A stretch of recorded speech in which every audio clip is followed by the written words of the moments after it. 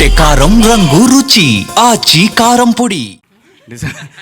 December 25th release అవుతుందండి. Please మీ అందరికీ నచ్చుతుంది ఈ సినిమా. థియేటర్స్కి రండి. ఆడెవడో ఒకడు ఉన్నాడు, వాడు వెళ్ళిపోయాడు. వాడికి ఏదో ప్రెస్ మీట్ పెట్టారంట అక్కడ. వాడేంటండి బాబు అంటే వాడికి ఏదో బాధ, ఏదో కసి, వాడికి పోనీ కసి మొత్తాన్ని పట్టేశారు అబ్బాయిని. కానీ మంచి పనికి వాడుకోవాలని కోరుకుంటున్నా. అబ్బాయి అంత మంచి హ్యాకర్ అని విన్నాను.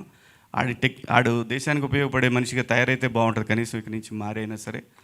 టాలెంట్ ఎవరి సొత్తు కాదండి, అతను ప్రూవ్ చేశాడు. చేసింది చాలా దుర్మార్గమైన పని అయినా సరే అతని టాలెంట్ గురించి వింటుంటే వాడు నిజంగా ఒక దేశానికి పనికొస్తాడు కదా ఈ మనిషి, ఎక్కడన్నా సెక్యూరిటీ సిస్టంలో వాడు యూజ్ చేసుకోవచ్చు కదా ఇతన్ని అని అనిపించింది నాకు. కానీ తెలిసి తెలియని వయసు, ఖచ్చితంగా ఏదో డబ్బు లేని తనం ఇవన్నీ వెంటబడి అతని మైండ్లో ఇలాంటి ఒక ఆలోచన వచ్చి చాలామందికి ఇబ్బంది పెట్టాడు. తనకు తెలియదు, చాలామందికి ఉపయోగపడుతున్నా అనుకున్నాడు. కానీ బట్ మనకంటూ ఒక రాజ్యాంగం, దానికి లోబడి అందరం బతకాలి కాబట్టి దాన్ని వదిలేశాడు. కానీ ఇక నుంచైనా అతను మారాలని కోరుకుంటున్నాను.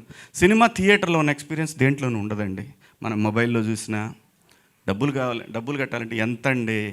వాడు మనం కొనుక్కునే ఇదే థియేటర్లో కొనుక్కునే చిప్స్ ప్యాకెట్ 100 రూపాయలు పెడతాడు వాడు. దాంట్లో 15-20 ఉంటాయి అన్నీ కలిపి చిప్స్. సో సినిమా ప్రపంచంలో అన్నిటికన్నా చీప్ అండి. అంటే కొంతమంది మాట్లాడాలని మాట్లాడుతూ ఉంటారు కానీ ప్రపంచంలో అన్నిటికన్నా చీప్ వస్తువు ఏదైనా ఉందంటే 3 గంటల సేపు దాన్ని, ఒకవేళ ఆ సినిమా బాగుంటే జీవితాంతం గుర్తుంచుకునే ఒక ఎంటర్టైన్మెంట్ అండి. అది లైఫ్ లాంగ్ గుర్తుంటుంది ఆ సినిమా. ఒక మిస్సమ్మ సినిమా ఉంది ఎన్టీ రామారావు గారు, అది ఎప్పటికీ గుర్తుంది. పాతాళ భైరవి ఎప్పటికీ గుర్తుంటుంది. చచ్చిపోయేటప్పుడు కూడా పిల్లలకి, మనవాళ్ళకి వాళ్ళకి చెప్తాం మనం, అరే భలే సినిమా, అలాంటి సినిమా ఉంది, బాహుబలి. సినిమా అనేది పెట్టేది 200 రూపాయలు కావచ్చు కానీ అది జీవితంలో మార్పులు తీసుకొస్తుంది, జీవితాంతం గుర్తుంచుకునేలా చేస్తుంది.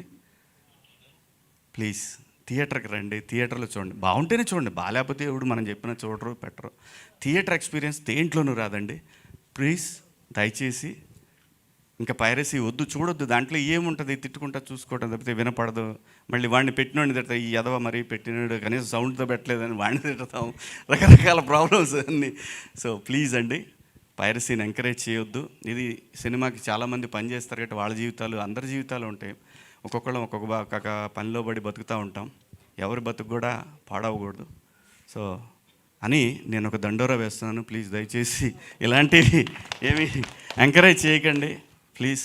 థ్యాంక్ యూ అండి, థ్యాంక్ యూ. ఇంత మంచి అవకాశం ఇచ్చినందుకు మీ అందరి కృతజ్ఞతలు.